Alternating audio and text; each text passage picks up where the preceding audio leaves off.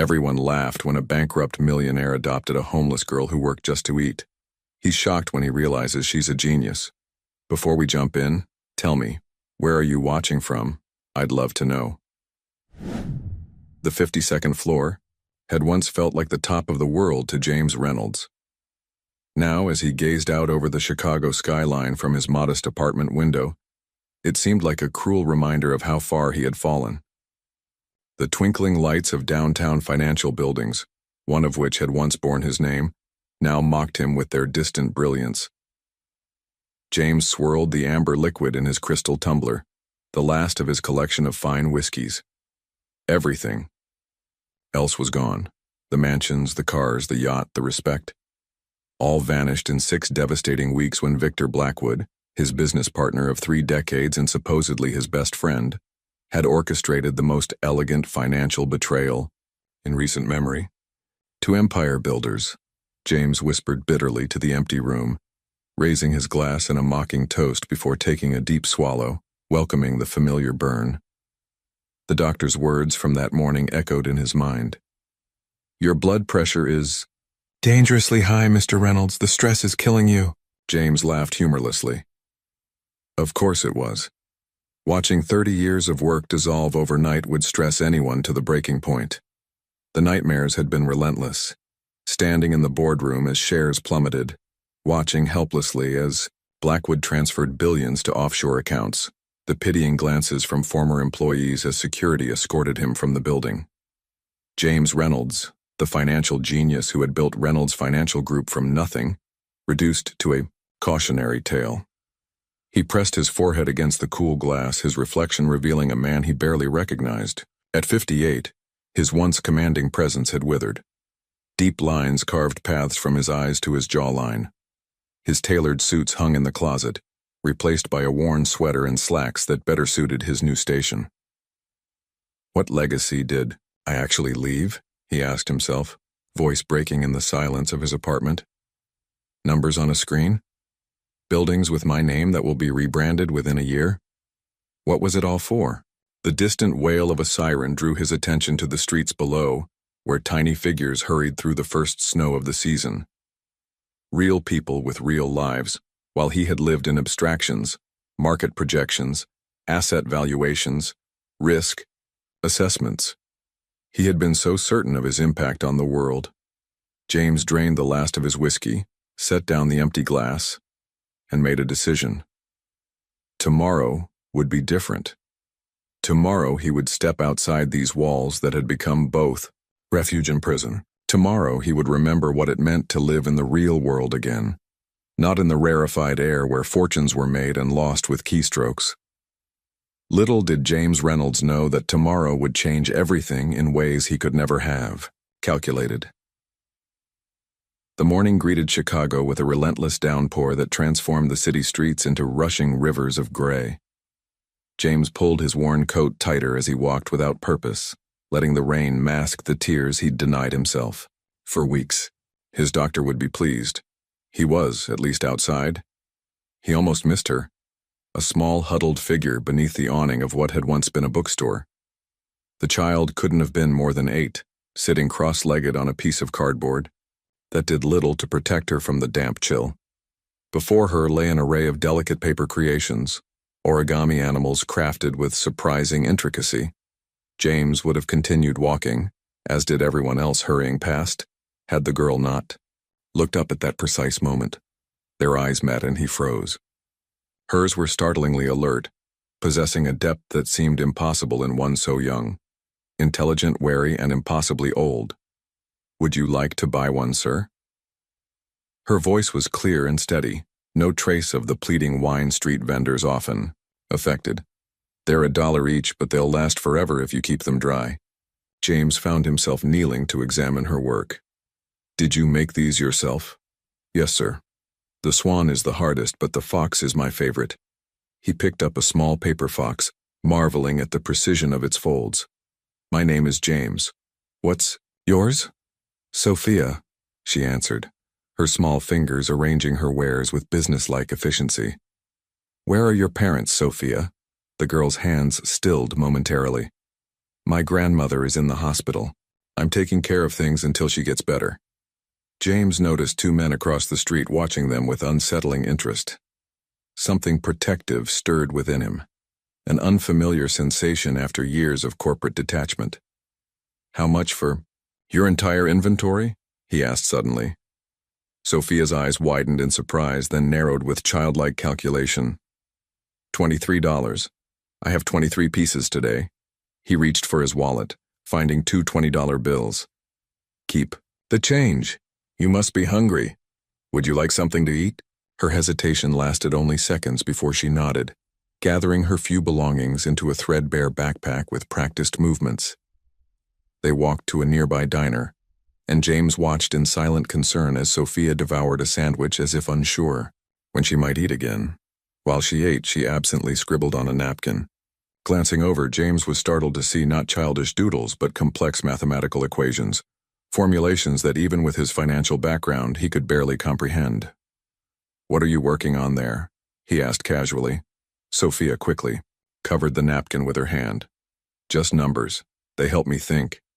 In that moment, looking at this small girl with extraordinary abilities living on the edge of survival, something shifted in James Reynolds' broken heart.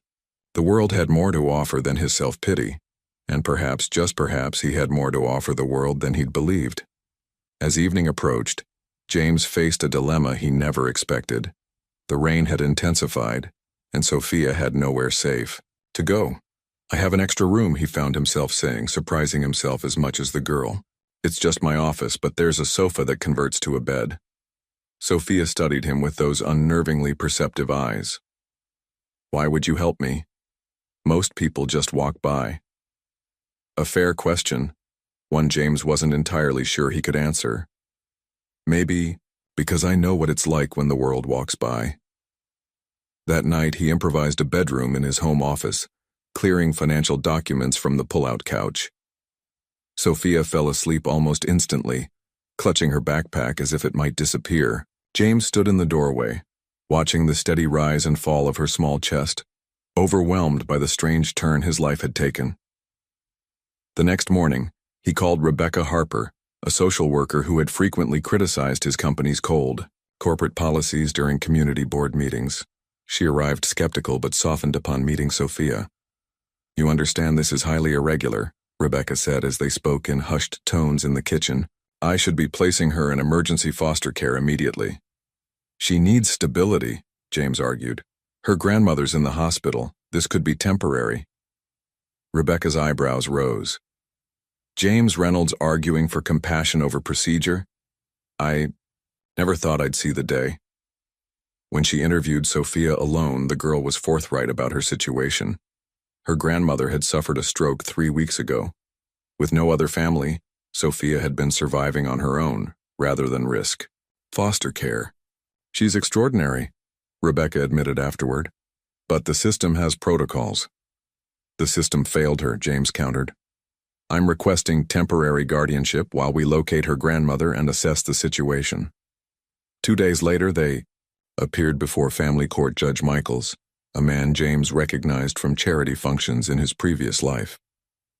The judge's surprise at seeing the former financial titan in his courtroom was evident. "Mr. Reynolds, you're requesting temporary guardianship of a minor with whom you have no prior relationship?" "Yes, Your Honor. And what qualifies you for this responsibility? Your recent circumstances are well documented." James felt Sophia's small hand slip into his. The gesture, so simple and trusting, crystallized something in him.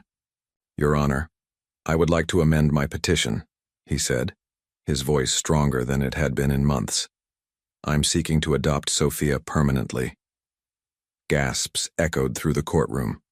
Rebecca's clipboard clattered to the floor. Judge Michaels leaned forward, genuine confusion crossing his features. "Mr. Reynolds, this is highly irregular. What could a man who's lost everything possibly offer this child?" James looked down at Sophia, then back at the judge. "A second chance, Your Honor. For both of us." As they left the courthouse with temporary approval pending home studies and background checks, Sophia looked up at him. "You didn't have to do that." "I know," James replied, suddenly terrified and exhilarated by the path he'd chosen. "But sometimes The decisions we don't plan are the ones that save us. The first weeks of their unlikely arrangement tested both James and Sophia in ways neither had anticipated. For a man accustomed to directing teams of financial analysts and having meals prepared by private chefs, the mundane challenges of parenthood proved humbling. "What exactly constitutes a balanced breakfast?" James muttered one morning, staring helplessly into his nearly empty refrigerator. Sophia silently appeared at his side, gently taking the carton of eggs from his hands. "I can make scrambled eggs," she offered. "Grandma taught me before she got sick." James watched as this tiny girl confidently cracked eggs into a bowl, her movements precise and practiced. His chest tightened with a mixture of admiration and sadness. "You shouldn't have to cook for yourself," he said softly. "That's my job, now." Sophia shrugged. "We all do what we need to do." The wisdom in her words, far beyond her 8 years, struck him deeply. That afternoon he enrolled in a basic cooking class and ordered groceries to be delivered weekly. School presented another challenge. After assessment tests that left administrators wide-eyed, Sophia was placed 2 grades ahead, yet still appeared bored with the curriculum. When the phone rang during James's first attempt at making lasagna, he was greeted by a stern voice. "Mr. Reynolds, this is Mrs. Winters, Sophia's math teacher. We need to discuss your daughter's behavior immediately." James felt a flash of protective anger he hadn't known himself capable of. "What seems to be the problem?" "She publicly corrected my solutions during class and suggested an entirely different approach to solving the equations. It was quite disruptive." That evening, after a tense parent-teacher conference, James sat with Sophia on the living room floor, surrounded by her math workbooks. "You can't just tell teachers they're wrong, Sophia." She looked down, fingers tracing patterns on the carpet. "But the method she was teaching would take 14 additional steps for complex problems. I showed a way that's more efficient."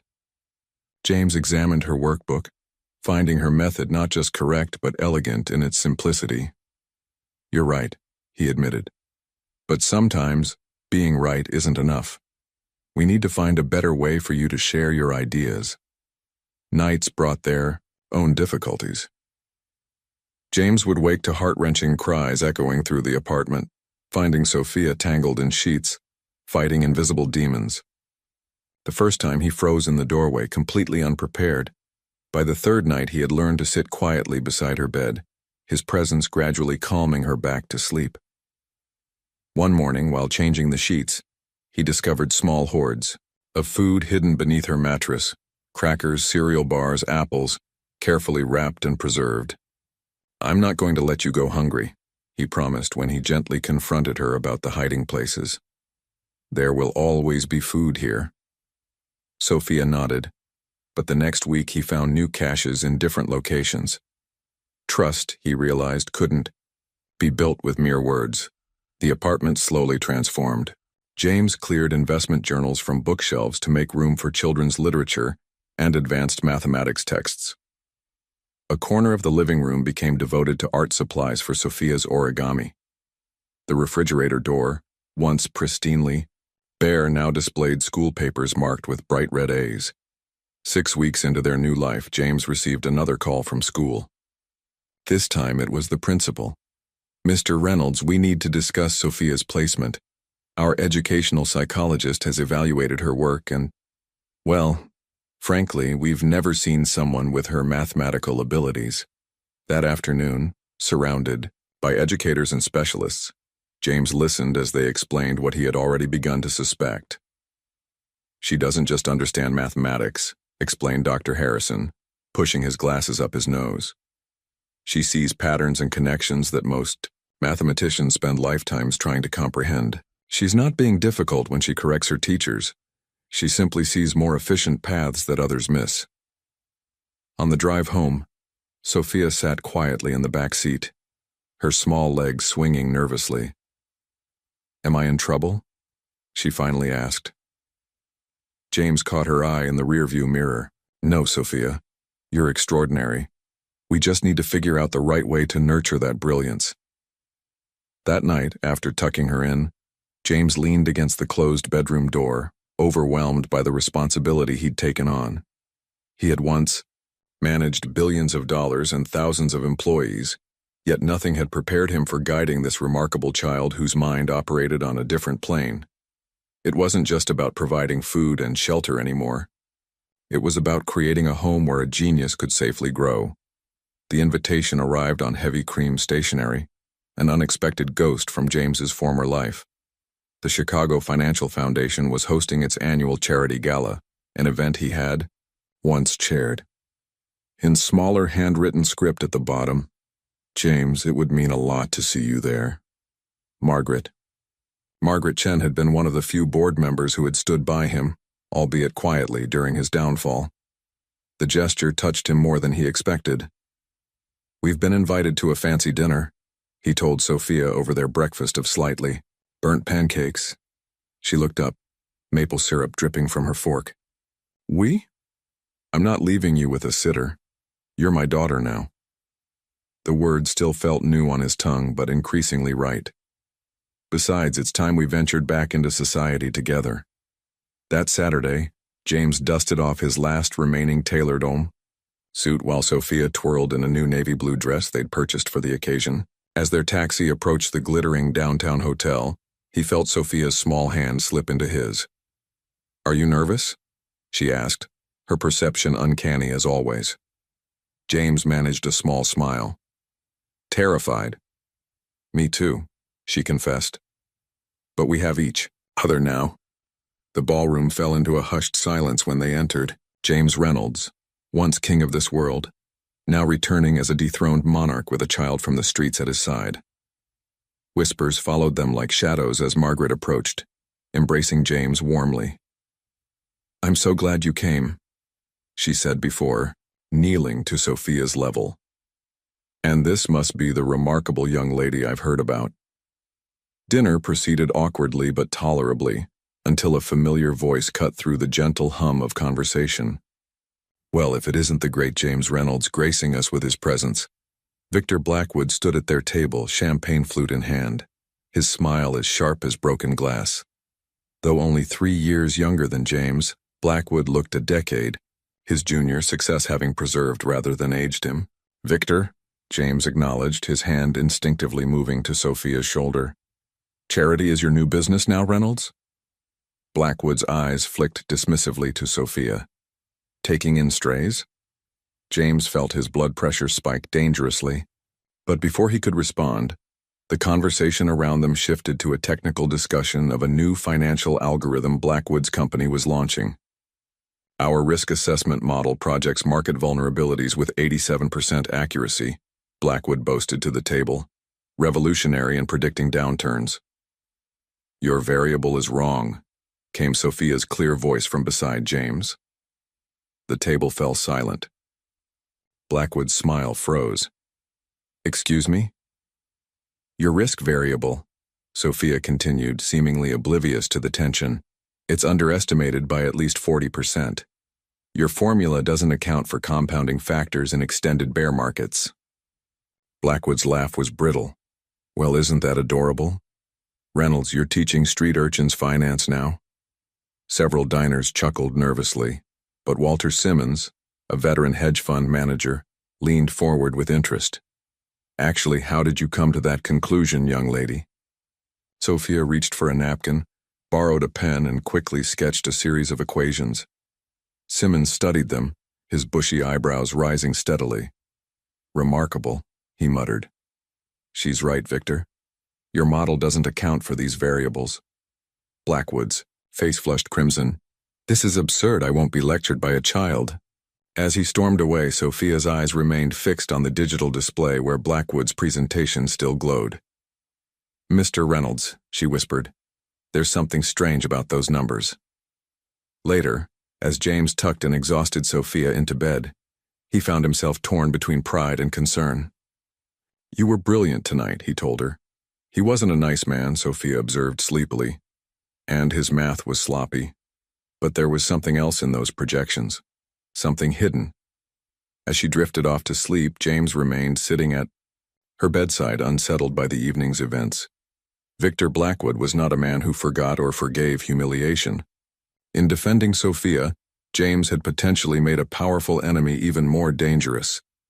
Yet for the first time since his downfall, he had felt something long dormant stirring within him, not just the protective instinct toward Sophia, but a spark of his old analytical fire. There was indeed something odd about Blackwood's presentation, something that didn't quite add up, and no one noticed patterns better than Sophia. "This wall should definitely be blue," Sophia declared, tapping her chin thoughtfully as she surveyed James's home office. "Blue stimulates the brain." 3 months into their life together, James had finally agreed to Sophia's persistent request to transform the apartment. For too long, it had remained a mausoleum to his former life, the stark, impersonal decor of a man whose existence had revolved around boardrooms and balance sheets. "Blue it is," James agreed, rolling up the sleeves of his old Harvard sweatshirt. "And what about your room?" "Yellow," she replied without hesitation. "Like sunshine." The weekend became a whirlwind of paint cans, drop cloths, and furniture rearrangement. James dismantled his imposing mahogany desk, the last relic of his corporate throne. In its place, they assembled a simpler workstation with 2 chairs side by side, one for him, one for Sophia. "We can work together now," she explained, her small face serious. "2 minds are better than one." As James moved his remaining financial texts to make room for Sophia's growing collection of books, he discovered a box he'd forgotten, photographs and mementos he'd packed away during the darkest days of his downfall. Among them, a picture of his parents outside their modest Chicago bakery, taken long before his rise to wealth and prominence. "Is that your mom and dad?" Sophia asked, peering over his shoulder. "Yes. They worked incredibly hard so I could go to college." He ran a finger over their smiling faces. "They never lived to see how high I climbed, or how far I fell." Sophia studied the photograph. "They look kind. I think they'd be happy about us." The simple observation brought unexpected tears to James's eyes. By Sunday evening, the apartment was transformed. Sophia's room glowed with warm yellow walls adorned with mathematical diagrams she'd drawn herself. The living room, once a study in corporate gray, now featured a vibrant blue accent wall and colorful throw pillows. Most importantly, they had converted James's rarely used dining room into a dedicated learning space, with bookshelves lining the walls and a large whiteboard for Sophia's equations. That night, after Sophia had gone to bed, James sat in the newly painted living room, sipping tea instead of whiskey. The apartment no longer felt like a reminder of his failure, but a canvas for something new. For the first time in over a year, he felt genuinely at peace. His contemplation was interrupted by a soft noise from Sophia's room. Quietly opening her door, he found her fast asleep amidst a sea of open books, not children's stories, but university-level texts on advanced mathematics, theoretical physics, and computer science. Her small hand still clutched a pencil, and beside her lay pages filled with complex equations, many of them annotated with her own insights. Carefully, so as not to wake her, James gathered the books. One caught his attention, a graduate-level text on algorithmic finance. In the margins, Sophia had rewritten entire theorems, simplifying and improving upon the published work of seasoned mathematicians. James sat on the edge of her bed, watching his extraordinary daughter sleep, her brilliant mind temporarily at rest. The child who had been selling origami on the street just months ago was casually redefining mathematical principles that had earned others Nobel Prizes. As he gently removed the pencil from her grasp and pulled the covers over her shoulders, an idea began to form in James's mind. His financial empire might have crumbled, but perhaps he had been given a second chance at creating something far more valuable, a legacy not of wealth, but of genuine innovation and human potential. He placed a soft kiss on Sophia's forehead. "Sleep well, my little genius," he whispered. "Tomorrow we begin something remarkable." That night, James Reynolds slept soundly for the first time since his downfall, his dreams no longer haunted by what he had lost, but illuminated by what they might build together. The call from Sophia's school came on a Tuesday afternoon. James answered, immediately concerned. Mr. Reynolds, this is Principal Morales. Don't worry. Sophia isn't in trouble, but we need you to come in as soon as possible. An hour later, James sat in a conference room surrounded by educators whose expressions ranged from awestruck to perplexed. In the center of the table lay Sophia's test results and work samples. We've administered every advanced assessment available, Principal Morales explained, sliding a folder toward James. The results are unprecedented. Dr. Garcia, the district's educational psychologist, leaned forward. Mr. Reynolds, your daughter's cognitive abilities, particularly in mathematics and pattern recognition, register literally off our charts. We had to consult with university specialists to fully evaluate her work. James paged through the report, his heart swelling with pride yet constricting with responsibility. Numbers and percentages told the extraordinary story of Sophia's mind. She's not just gifted, Dr. Garcia continued. She's possibly one of the most brilliant mathematical minds of her generation. The way she approaches problems is revolutionary. She doesn't simply solve equations, she reimagines entire systems. Principal, Morales clasped her hands. Mr. Reynolds, we're not equipped to provide the education Sophia needs. We'd like to discuss specialized programs, perhaps university-level coursework. James nodded, overwhelmed. Thank you. I'll need time to consider our options.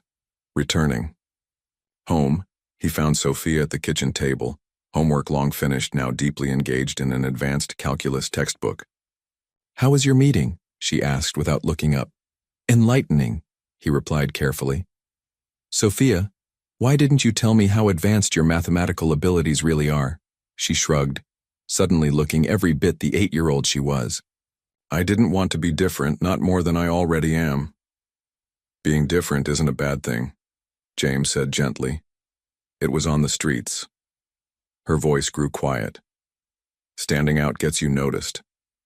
Getting noticed isn't always safe. A protective ache tightened James's chest. You're safe now, and your mind is a gift, not something to hide. After dinner, while Sophia was showering, James's curiosity led him to her room. With newfound understanding, he searched for clues to the full extent of her abilities. Under her bed, he discovered a cache of notebooks filled with equations, algorithms, and theoretical models far beyond anything he'd expected. One notebook particularly caught his attention, dated entries chronicling mathematical patterns Sophia had observed while living on the streets. She had developed complex formulas predicting pedestrian traffic flow at different times of day, weather conditions that optimized sales, and even algorithms calculating the most efficient locations for selling her origami. What had seemed like a child's desperate survival had actually been a genius applying advanced mathematics to the harsh realities of street life. When Sophia emerged in her pajamas, she found James sitting on her bed, notebooks spread around him. You weren't supposed to see those, she whispered, wrapping her arms around herself. Sophia, James said, his voice thick with emotion, these are extraordinary. They're just numbers, she said, eyes downcast. Just ways to make sense of things. James held up a notebook containing pedestrian traffic patterns. This isn't just numbers, this is brilliant applied mathematics. You weren't just surviving by chance. She sat beside him, small fingers tracing the equations she'd created. People are predictable if you watch long enough. I calculated when the most generous people would pass by, which corners had optimal visibility but minimal police presence, which times had the highest foot traffic but lowest vendor competition. You created predictive models that Fortune 500 companies would pay millions for, and you did it to sell paper foxes. A ghost of a smile crossed her face. The fox algorithm was particularly effective. James wrapped an arm around her shoulders. All this time I thought I was rescuing you, but your mind was already saving you in ways I couldn't have imagined. That night, long after Sophia had fallen asleep, James sat in their newly painted living room, a remarkable realization dawning. In the midst of losing everything he once valued, he had gained something priceless, not just a daughter to love, but a mind that might change the world. The true treasure, he now understood, had been hiding in plain sight all along, selling Origami on a rainy Chicago street corner. Unable to sleep, James wandered through the quiet apartment, his mind racing with possibilities for Sophia's education. From the hallway, he noticed a blue light spilling from beneath the door of their shared workspace. He hesitated, then gently pushed the door open. Sophia sat hunched over his old computer, her small face illuminated by the screen's glow. Lines of code scrolled rapidly as her fingers danced across the keyboard with practiced precision. "It's past midnight," James said softly, causing her to jump. I couldn't sleep," she stammered, moving to close the program. "Wait." James approached, resting a hand on her shoulder. "What are you working on?" Sophia bit her lip, conflicted, then sighed. "I've been analyzing something. I wasn't sure if I should tell you." James pulled up a chair beside her. On the screen, complex financial data flowed through what appeared to be a sophisticated analysis program. "Where did you get this data?" he asked, recognizing fragments of trading patterns. "From public records of Reynolds Financial," she explained. "I've been studying the collapse." James felt his chest tighten. "Why?" "Because it didn't make sense." Her serious eyes met his. The mathematics wasn't logical. She pointed to the screen, where colorful visualization graphs displayed trading patterns from the months before his company's implosion. "See these patterns? They're not random market fluctuations. They're deliberate." Her finger traced a series of subtle anomalies. "Someone created an algorithm designed to trigger cascading failures in your company's risk management systems." James leaned closer, his financial expertise awakening after months of dormancy. What initially looked like market chaos now revealed itself as something more sinister. Digital footprints of sabotage. "Blackwood," he whispered. Sophia nodded. "I think so, but that's not all." She clicked to another screen showing encrypted transactions. "I've been developing an algorithm to track hidden money flows. These transactions don't make sense unless..." "Unless what?" "Unless they were never meant to disappear completely." Her voice grew excited. "Mr. Reynolds' dad, I think most of the money isn't gone. It's hidden, waiting." James stared at the screen, decades of financial expertise allowing him to see what Sophia had discovered. His downfall hadn't been a simple embezzlement scheme. It was an elaborate shell game designed to make assets vanish temporarily, only to reappear when all investigations had concluded. "Blackwood didn't just steal the money," James said slowly. "He created a timed reemergence strategy." "Exactly." Sophia's eyes shone with the thrill of the intellectual challenge. "The algorithms are set to reconsolidate the assets in approximately 18 months, enough time for all investigations to close and attention to shift elsewhere." James ran a hand through his hair, mind racing. "How did you figure this out?" "I noticed discrepancies in the collapsed asset valuations. The mathematics didn't balance." She shrugged as if it were obvious. "Numbers always have to balance." "And you created this tracking program yourself?" She nodded. "I've been working on it at night. It still needs refinement, but it's already identified several hidden transaction pathways." James stared at his 8-year-old daughter with a mixture of awe and growing determination. The universe had a strange sense of irony. His financial empire had been destroyed by one mathematical mind, only to potentially be reclaimed by another. "Sophia," he said carefully, "this is dangerous information. If Blackwood realized what you've discovered..." "I know." Her voice was small but resolute. "But isn't truth important? You taught me that." James looked at the screen again, seeing not just the technical brilliance of Sophia's discovery but its moral significance. This wasn't just about reclaiming wealth. It was about justice for thousands of employees and investors who had lost everything. "We'll need help," he said finally, "and we'll need to be extremely careful." Sophia's face broke into a tentative smile. "So we're going to do something about it?" James nodded, a forgotten fire rekindling in his soul. "Yes, together." As dawn broke over Chicago, father and daughter remained huddled before the computer, their shadows stretched long across the room.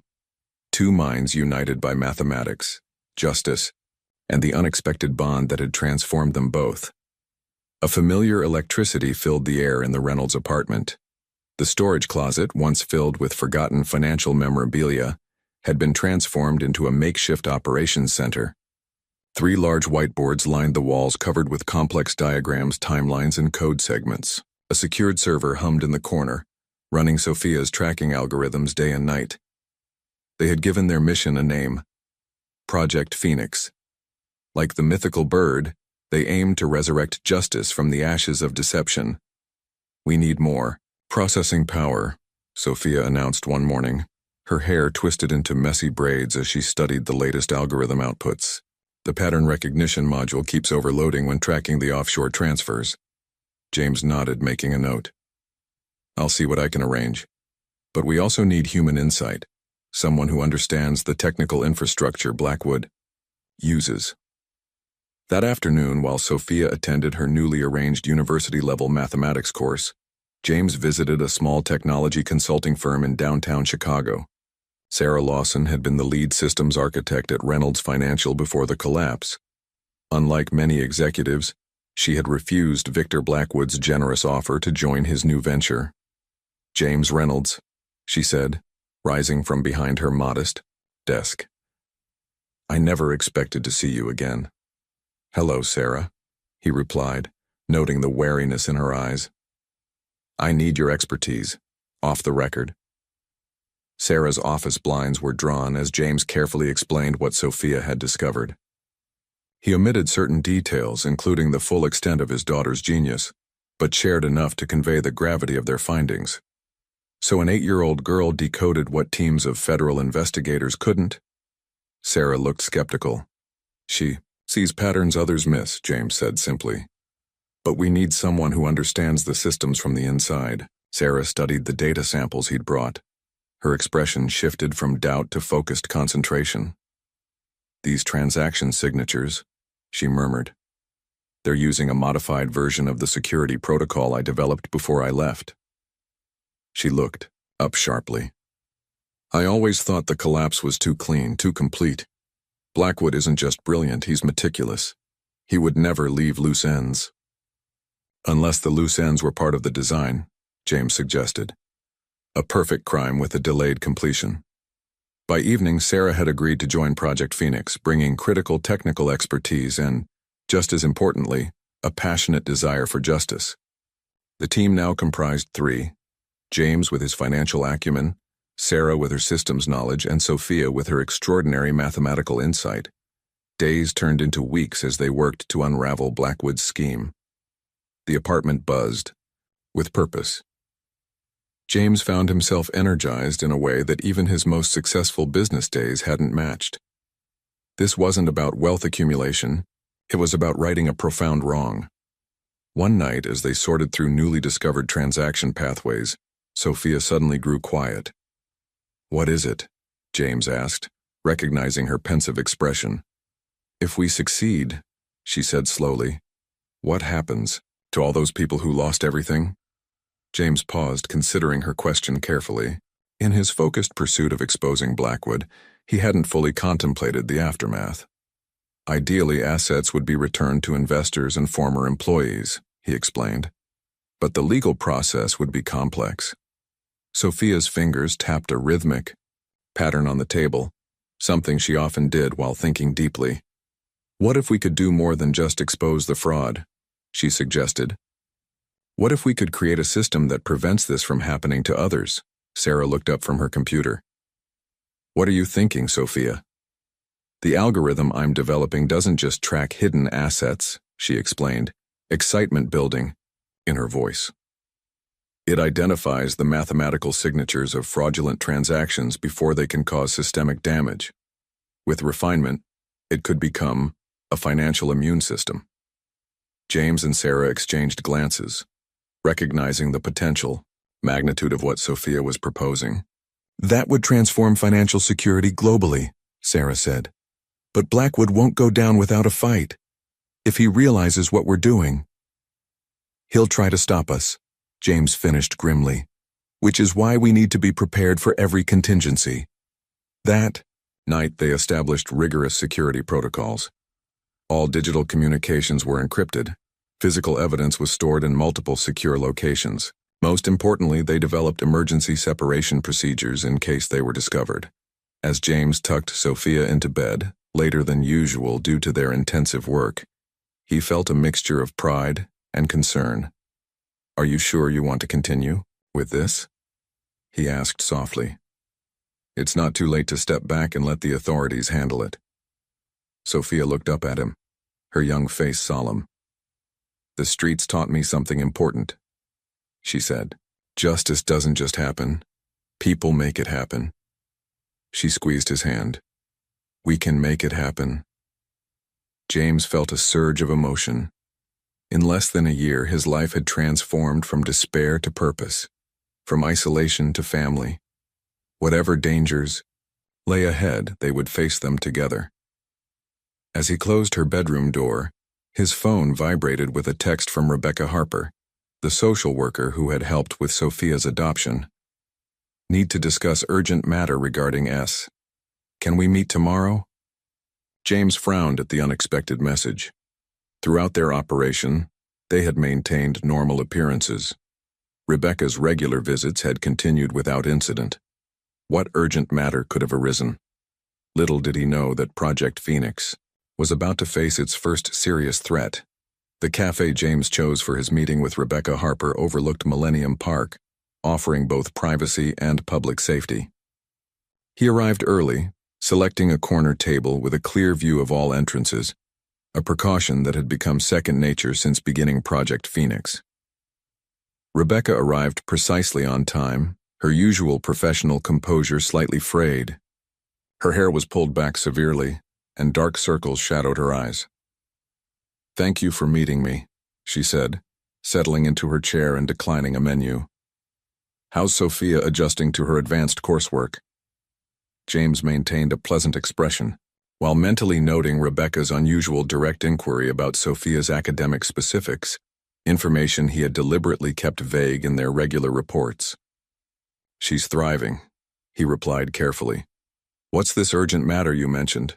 Rebecca's fingers tapped nervously on her coffee cup. "I've received some concerns about Sophia's living environment. Apparently there are questions about unusual activities in your home." A chill ran through James. "What kind of activities?" "Electronic equipment, irregular hours, frequent visitor, a Ms. Lawson." Rebecca leaned forward.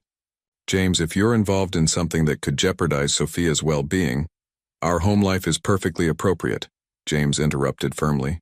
"Sarah Lawson is tutoring Sophia in computer science. The equipment is for her education." Rebecca studied him for a long moment. "I believe you, but I need to conduct an unscheduled home visit. Today, if possible." Something in her tone triggered James's internal alarms, honed through decades of high-stakes negotiations. Rebecca's request wasn't standard protocol, especially for a case that had been proceeding smoothly for months. "Of course," he agreed pleasantly. "But I'll need to clear my afternoon schedule. Would tomorrow morning work instead?" Looking relieved, Rebecca nodded. "First thing tomorrow." As they parted ways, James immediately called Sarah. "We need to secure everything now." Within an hour, James and Sarah had moved all sensitive materials related to Project Phoenix to Sarah's office. Sophia, returning from her university class, quickly grasped the situation. "She's working for him, isn't she?" Sophia asked, her perceptiveness startling the adults. "We don't know that," James said, though his instincts suggested otherwise.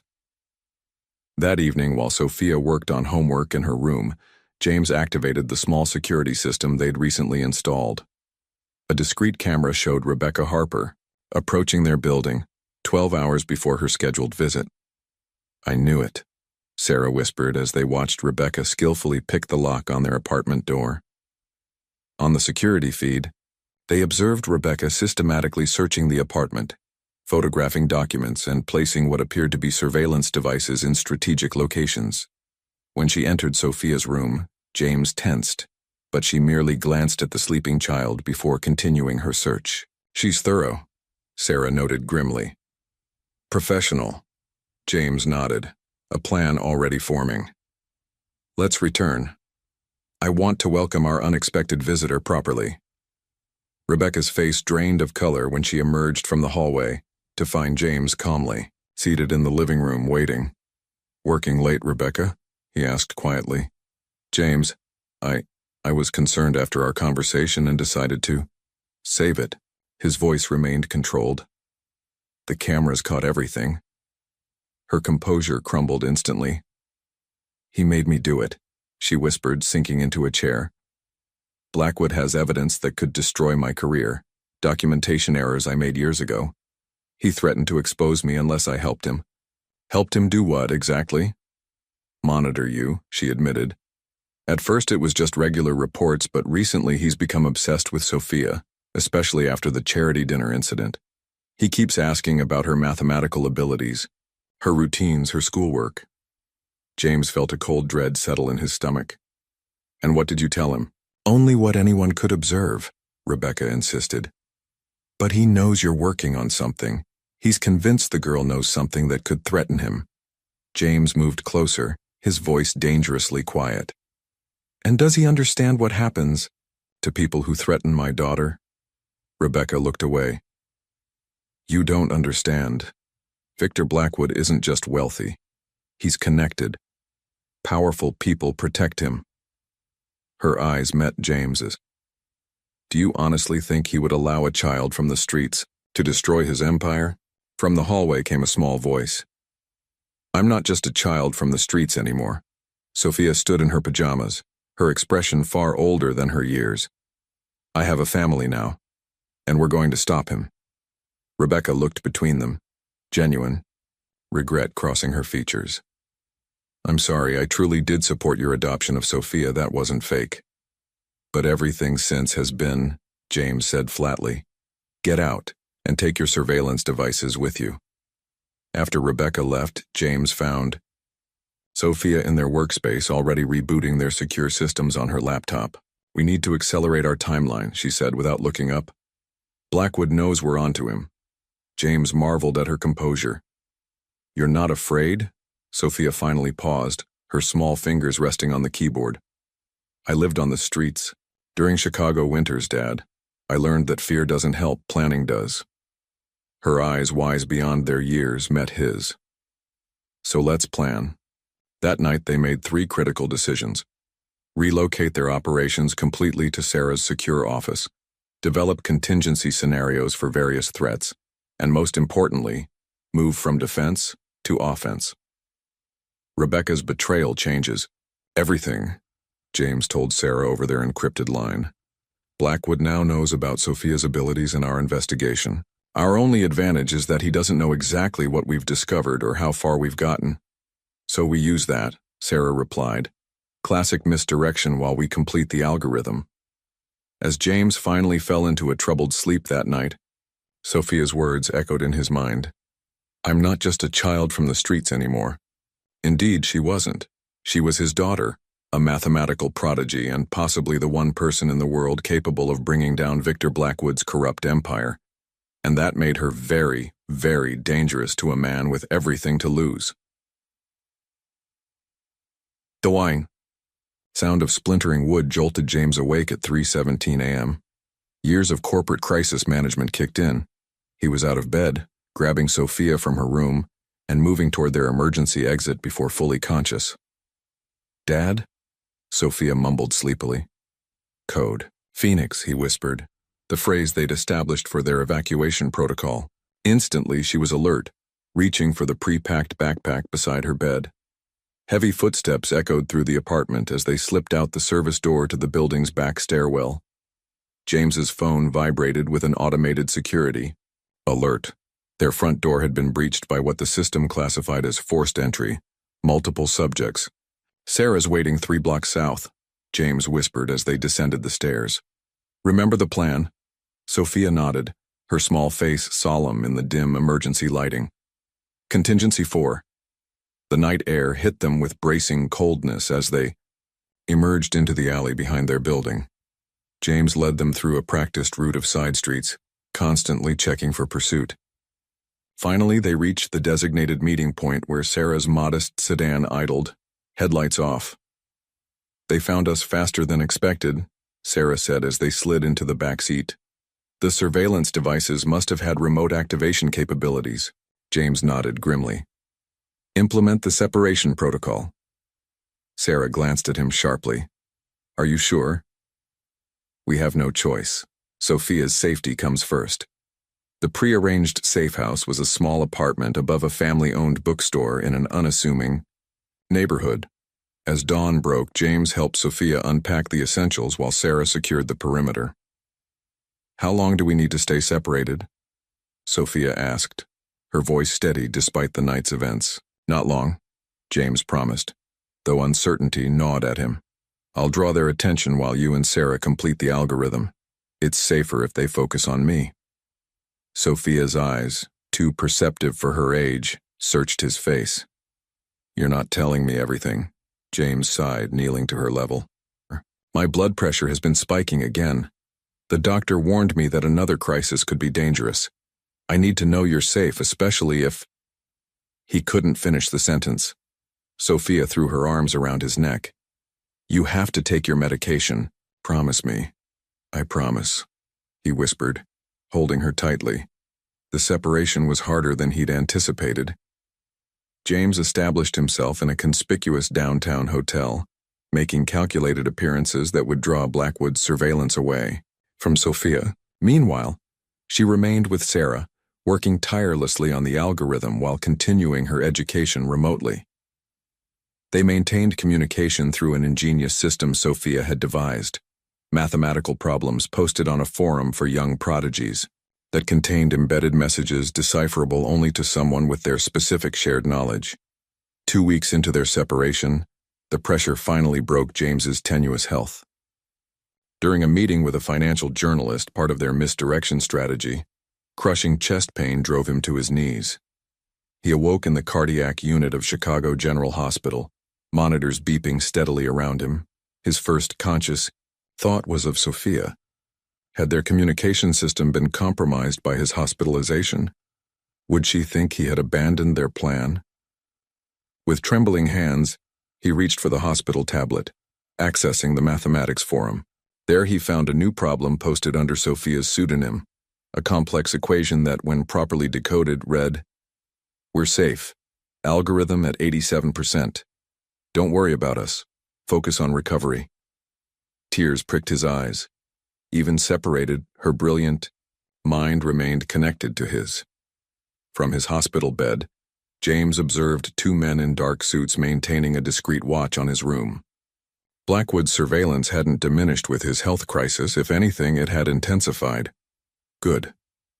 That meant Sophia remained undetected. As days passed, James used his confinement productively, reaching out to former colleagues who had been similarly destroyed by Blackwood's schemes. By week's end, he had assembled a network of witnesses willing to testify once they had concrete evidence. In the quiet of night, when nurses made their rounds less frequently, James would decode Sophia's latest forum messages. The algorithm was approaching completion. Soon they would have irrefutable evidence of Blackwood's fraud, and the means to prevent similar schemes in the future. "Almost there, Sophia," he whispered to the darkness. "Stay safe just a little longer." Released from the hospital with strict orders to minimize stress, advice his cardiologist delivered with ironic timing, James moved forward with the next phase of their plan. 3 weeks of separation from Sophia had been necessary but painful. Their reunion, carefully orchestrated at Sarah's office after hours, was brief but emotional. "You look terrible," Sophia observed bluntly, her small hands checking his face, as if assessing a mathematical problem. "Hospital food," James replied with a weak smile, though the real culprit was constant anxiety for her safety. Sarah spread documents across her conference table. "Sophia's algorithm is complete. It's not just effective, it's revolutionary." Sophia beamed with quiet pride. "It can trace the hidden assets with 94% accuracy and identify the original fraud patterns retroactively." "Which means we can prove what happened," James said, paging through the technical specifications. But proof isn't enough. We need to force Blackwood's hand. The strategy they devised was audacious. James would return to the financial world publicly, using the cover of a consulting position at a small but respected firm. His presence would make Blackwood nervous. His actions would make him reckless. 2 days later, James entered the Chicago Financial Center for the first time since his downfall. The whispers followed him through the lobby. The ghost of a disgraced titan returned to haunt familiar hallways. He received exactly the reaction they'd anticipated. Within hours, Blackwood's surveillance team doubled. "He's watching," James confirmed that evening during their secure call. "Now let's give him something to see." The annual investment strategies conference provided the perfect stage. As a last-minute substitute speaker, James delivered a presentation on detecting algorithmic market manipulation, without specifically mentioning Blackwood, but with enough thinly veiled examples to send a clear message. Seated in the back of the ballroom, Victor Blackwood observed with an expression of calculated indifference that failed to mask his tension. When the moderator opened the floor for questions, he approached the microphone. "Fascinating theories, Reynolds," Blackwood said, his voice carrying through the hall. "But isn't this a case of sour grapes? Failed executives often blame manipulation for their own incompetence." James smiled calmly, having anticipated the confrontation. "Perhaps, but the mathematics doesn't lie. When asset devaluation follows, non-random patterns consistent with programmed interventions, coincidence becomes conspiracy." He projected a simplified version of Sophia's analysis, enough to demonstrate suspicious patterns without revealing their full discoveries. Around the room, financial experts leaned forward, recognizing the implications. Blackwood's composure slipped momentarily. "You've been busy during your sabbatical." "I've had time to examine things from a new perspective," James replied evenly. "Children often see patterns adults miss." The reference to Sophia was deliberate, a message that Blackwood alone would fully comprehend. As the session ended, Blackwood cornered James near the exit. "Whatever you think you've discovered needs to remain theoretical," he warned, his voice low. "For everyone's sake." James met his gaze steadily. "Theoretical like your concern for our investors? Or theoretical like your offshore accounts?" Blackwood's eyes narrowed. "Half," he hissed. "I'll transfer half the recoverable assets to a foundation of your choosing. No questions, no prosecution. That's a generous theoretical offer. Don't be a fool, Reynolds. You have no idea who you're really up against." Blackwood glanced around, before continuing. "I can have papers drawn up tomorrow. 50% is better than nothing, which is what you'll have if you continue this crusade." The trap was set. With Blackwood now scrambling to move assets, Sophia's algorithm perfectly tracked each transaction, capturing irrefutable evidence of both the original fraud and the current attempted cover-up. That night, in their secure communication, James relayed the confrontation. "He offered half," he explained, tried to make it sound generous. "That's approximately $4.7 billion, Sophia calculated immediately. "But it's not about the money, is it?" "No," James agreed. "It's about justice and honoring a promise I made to a little girl selling origami on a rainy day." Sophia's response came in the form of a complex equation that, when solved, revealed a simple message. "I believe in you, Dad." As James prepared for bed, his phone buzzed with a text from an unknown number. "Half is generous. The alternative is devastating. Last chance." The game had entered its final dangerous phase. In the pre-dawn quiet of Sarah's office, 3 exhausted figures huddled around a conference table covered with evidence of Victor Blackwood's elaborate fraud. After weeks of separation, the complete team had reunited to prepare for what could be their final decisive move. "Let me verify I understand correctly," Sarah said, pushing her glasses up her nose. "Blackwood has offered to quietly return half the stolen assets, roughly $4.7 billion, with no prosecution, no publicity, no admission of wrongdoing." "That's the offer," James confirmed, watching Sophia as she methodically organized printouts of transaction records. Despite the late hour, her focus remained unwavering. "We could accept," Sarah pointed out pragmatically. "Take the money, establish the foundation you've discussed, help thousands of people, walk away safely." James nodded slowly. "Yes, that's an option. But it's not justice," Sophia interjected without looking up from her work. "The other half would still represent thousands of lives damaged, people who lost homes, savings, retirements." She finally raised her eyes to meet her father's. "And Blackwood would remain free to do it again." "There's also the matter of your algorithm," Sarah added. "Sophia, what you've created goes far beyond tracking Blackwood's fraud. It could fundamentally transform financial security worldwide." The room fell silent as the weight of their decisions settled around them. The offered settlement would solve their immediate problems. James and Sophia could live comfortably, fund educational initiatives, and avoid the dangerous confrontation looming before them. But the alternative, full exposure, carried risks along with its potential rewards. Blackwood's threat of devastating consequences wasn't empty rhetoric. He had powerful allies who had benefited from his schemes. Going public meant facing not just legal challenges but potentially physical danger. "I need to speak with Sophia alone," James said finally. When Sarah had stepped out, he sat beside his daughter, taking her small hands in his. "Sophia, I want you to know something important. Whatever decision we make, I am already immensely proud of what you've accomplished. Your brilliance, your courage, your moral clarity, they humble me daily." She squeezed his hands. "But you're worried about what happens if we refuse his offer." "Yes," he admitted. "Blackwood has resources we don't fully understand. The risks are real." Sophia considered this thoughtfully. "On the streets, I had to make choices every day. Where to sleep, who to trust, when to hide. The hardest lesson wasn't about survival. What was it about? Keeping who you are while surviving." Her eyes, reflecting wisdom beyond her years, held steady. Anyone can survive if they're willing to become something they're not. The real challenge is surviving with your soul intact. James felt emotion tighten his throat. "When did you get so wise?" "I had a good teacher," she replied with a small smile.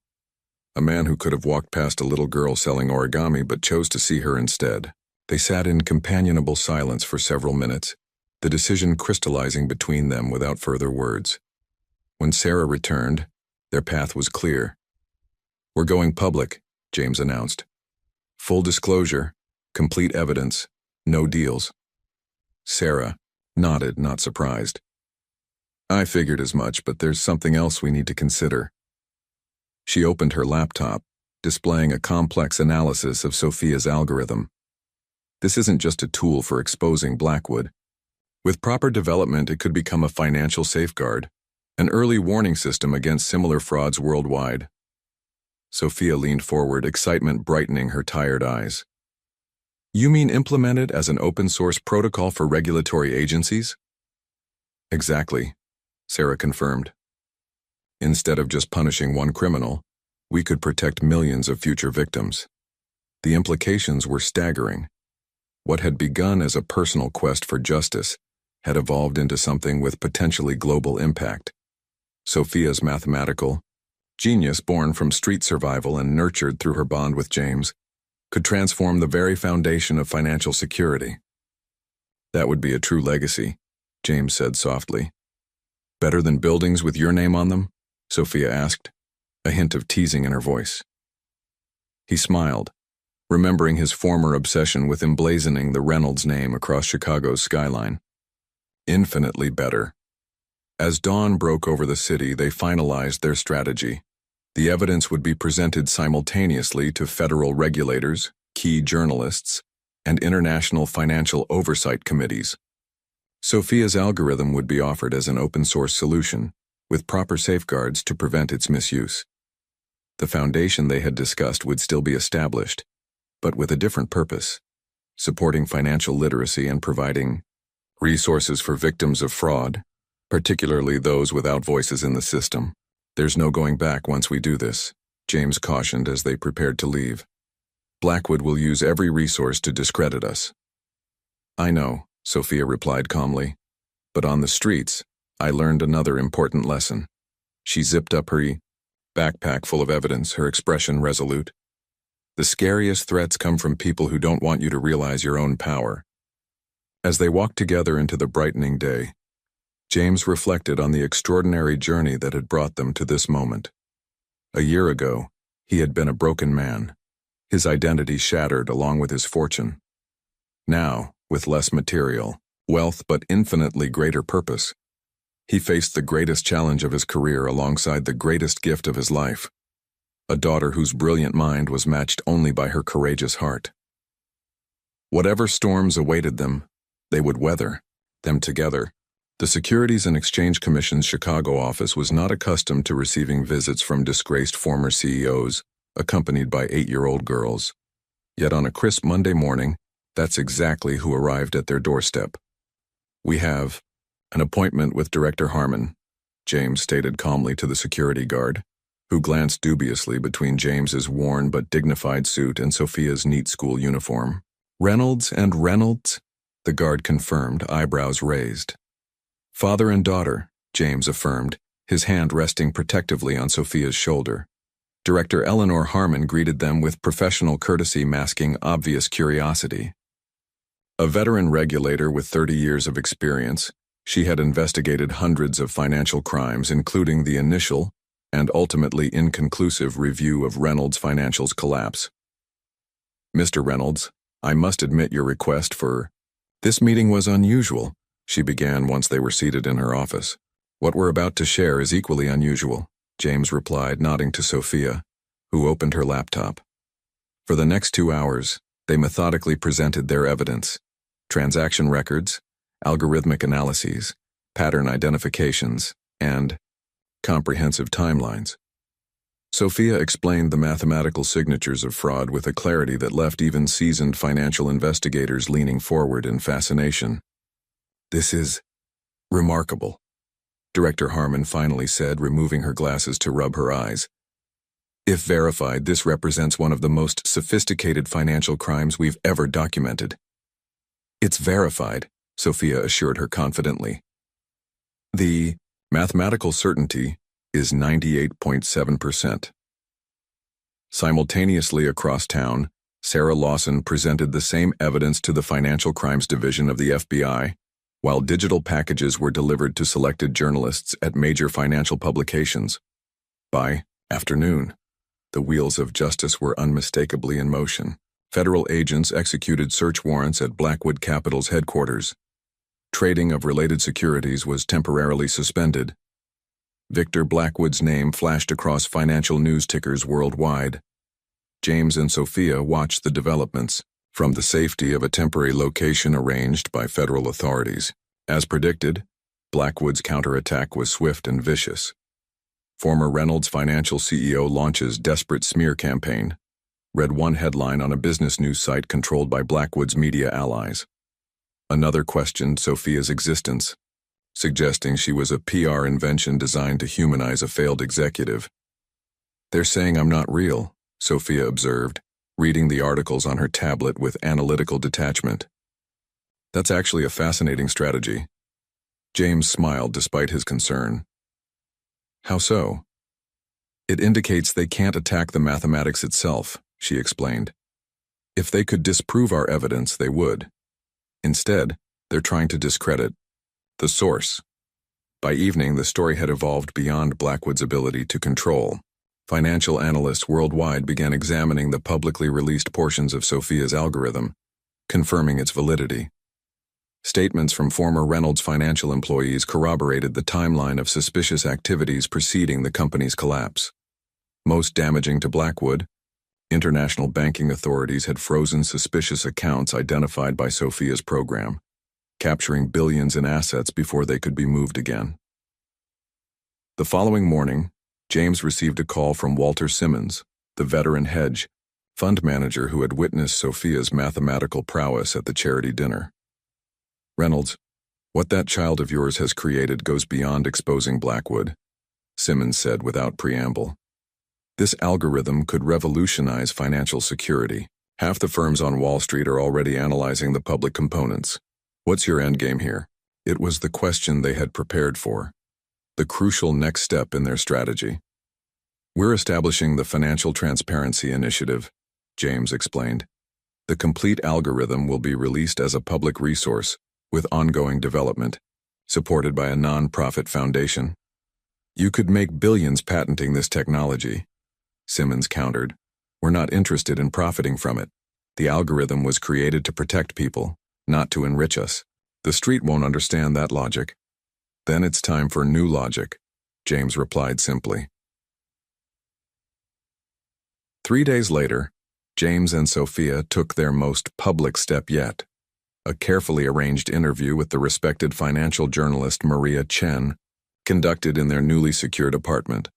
Some are calling this the most significant financial security innovation in decades, Maria began, her camera crew capturing the modest living room where complex equations still covered a whiteboard.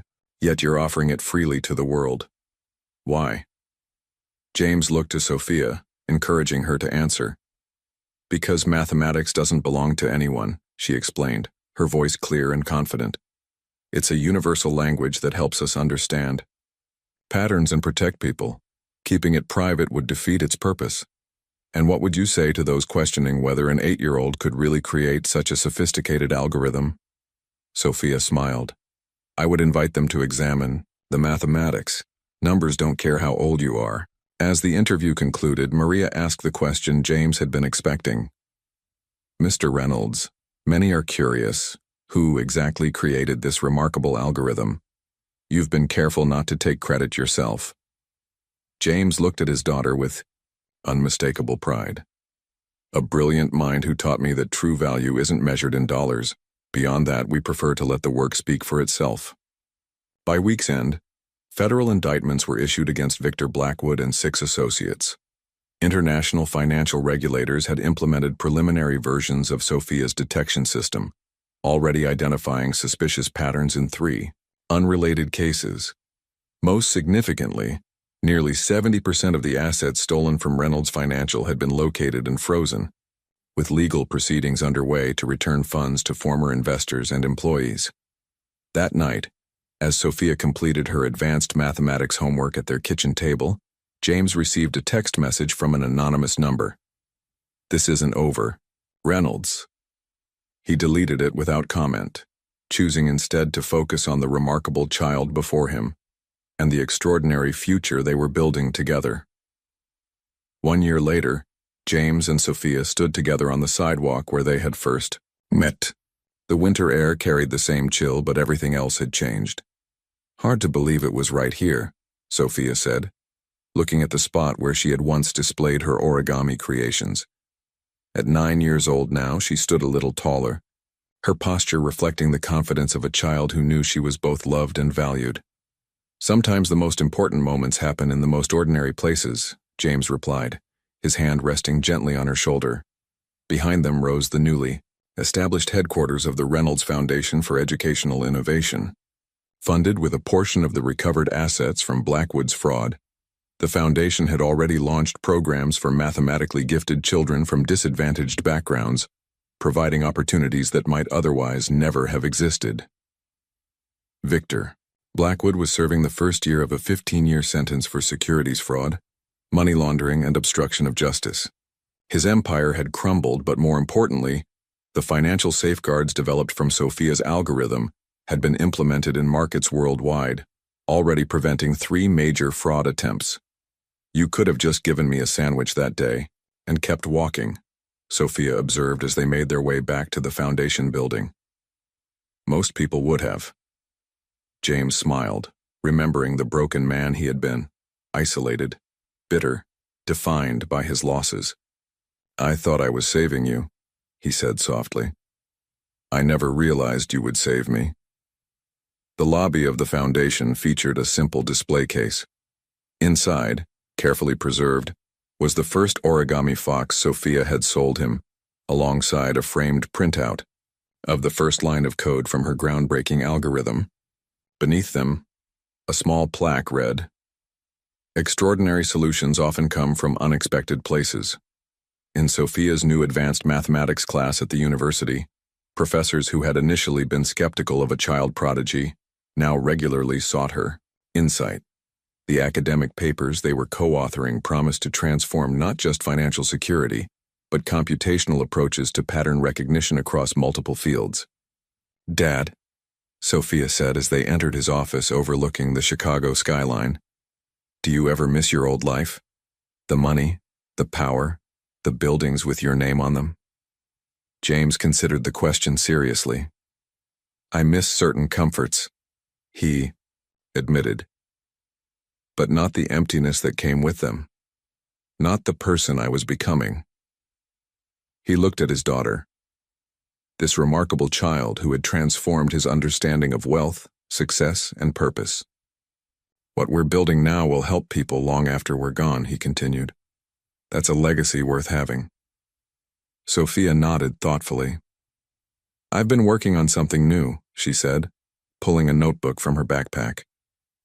"An extension of the algorithm that could help identify children with exceptional mathematical abilities, especially in underserved communities." As she explained her latest innovation, James marveled at the journey that had brought them here. From the depths of his failure to the heights of this new purpose, from a little girl's survival on the streets to a revolutionary mathematical mind changing the world, the true treasure they had both discovered was never in bank accounts or corporate headquarters. It was in the transformation that happens when talent meets opportunity, when purpose replaces ambition, and when two unlikely souls find in each other exactly what they need to become their best selves.